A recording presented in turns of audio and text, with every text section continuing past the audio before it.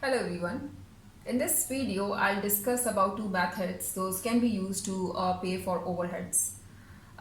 Before this, do watch my part 1 of this video that is related to cost and profit centers. I'll add the link in my description. So let's start with the first method, that is full costing method. Now overheads is a problem for the businesses to be paid off because that is not a direct cost of making for any product. If it's a single product business, then it's not a problem, of course, because they have to cover all the costs from one single product, from the revenue of that single product. But if it's a multiple product business, which means they have portfolio of products which they produce, then they have to decide about some method to allocate this overhead. I've taken a simple example of two product business, product A and product B.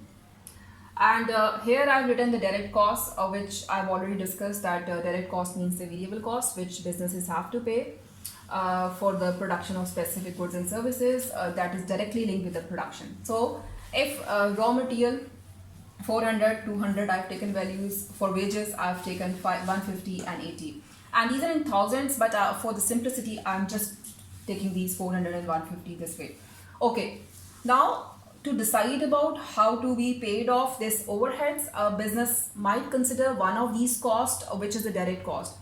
For instance, in this example, I have taken the cost of wages as my base.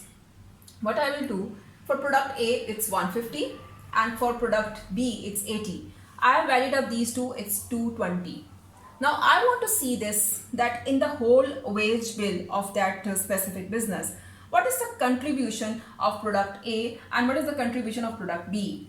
So when I've calculated 150 divided by 220 multiplied by 100, it gives me 65%. That 65% of the wage bill is from product A and 35% of the wage bill is from product B, which means I've come to know this criteria that wage bill is 65% for product A. If I base my overheads apportionment principle on this cost, so what I'll do, if 100 is my fixed cost or the overheads which I have to allocate, so I'll give 65% of 100 to product A and 35% of 100 to product B. This is how I have divided this overhead among these two products. Then let's calculate the full cost of product A, that is 400, 150 and 65. This gives me the total of 615 for product A.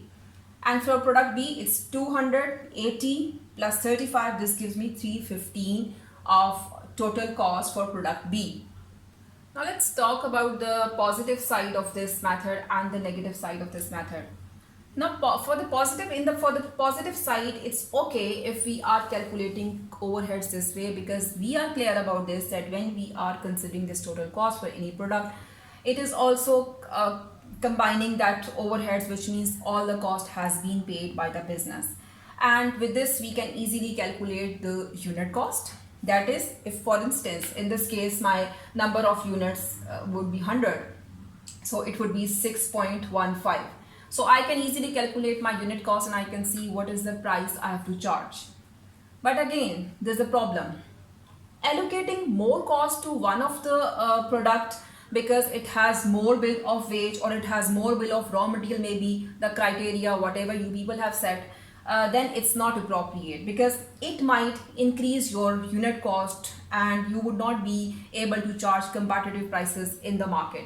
Then it would not be okay for the product A that they have to pay more for the overheads as compared to other products, because the criteria you have taken that shows the more cost bill of that specific product. Let's discuss the second method, that is marginal or contribution costing method. Now in this method, we first of all calculate revenue for both the products. And the formula is price into quantity. That is a simple way to calculate how many units you sell into the market and what is the price you charge for that. 1000 in this case and 800 in this case. Then we have to consider the variable cost, the cost which varies directly with the level of output, and that is raw material and the wages. For the simple example, I have considered these two only. So this gives me the total direct cost. Only these two I have added and this has given me the direct cost total bill. What I will do, I'll subtract this direct cost from the revenue. That is 1000 minus 550. This gives me the answer of 450. In this product, it's 800 minus total of variable cost, that is 280.